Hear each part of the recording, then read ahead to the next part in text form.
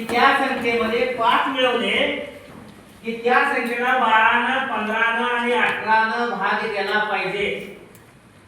आता 12 आणि 15 आणि 18 न आता 3 आणि 2 या दोघांनाही भाग देणारी संख्या कोणती? 3 आणि 2 या दोघांनाही भाग देणारी संख्या कोणती? एक सोडून सांगायचं। एक ला किती लावलेले 3 आणि 12 हे पहा 3 चा पाडा तुम्ही घेतला 3 2 3 6 9 12 2 चा घेतला 2 4 6 8 पहिल्यांदा कोण येऊन गेलं 6 आणि भाग करणारा कोण येऊन गेलं 6 एक घ्यायचं कारण तो त्यांचा दसावे असते 12 नाही 6 आणि 12 ठीक आहे। तुम्ही 12 म्हणाला तिथं 8 आलं इथं 10 आलं 12 आलं तिथं 12 पण तुम्ही घेतलं 6 आणि 12 यामध्ये लहान कोण 6 म्हणून जवळजवळ साधारण विभाजन म्हणजे याचा अर्थ आपल्याला लसावी काढला पाहिजे म्हणजे 12 आणि 15 आणि 18 यांचा लसावी।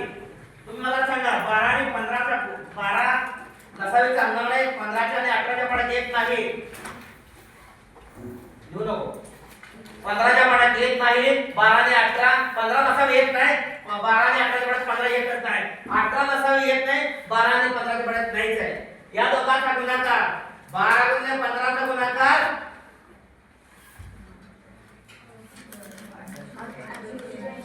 180 12 आणि 15 चा गुणाकार 180 180 18 च्या पाड्यात आहे 180 360 360 ला पण 12 15 18 भाग होतोय 180 ला पण 12 15 आणि 180 18 भाग होतोय म्हणजे 180 ना 12 15 18 ला निशेष भाग जातोय। आता असं म्हटलंय की त्या संख्येमध्ये 5 मिळवले तर या ठिकाणी भाग जातोय। अहो करा की 180 मधनं 5 वजा 180 मधनं 5 वजा करा 175 180 ला तिघाला पण भाग जातोय 175 ला या ठिकाणी भाग जात नाही पण 175 मध्ये 5 मिळवले की तिघाला भाग जातोय म्हणजे ती संख्या लहानात लहान कोणती असायला पाहिजे 175 ती संख्या असायला पाहिजे। समजलं सगळ्यांना?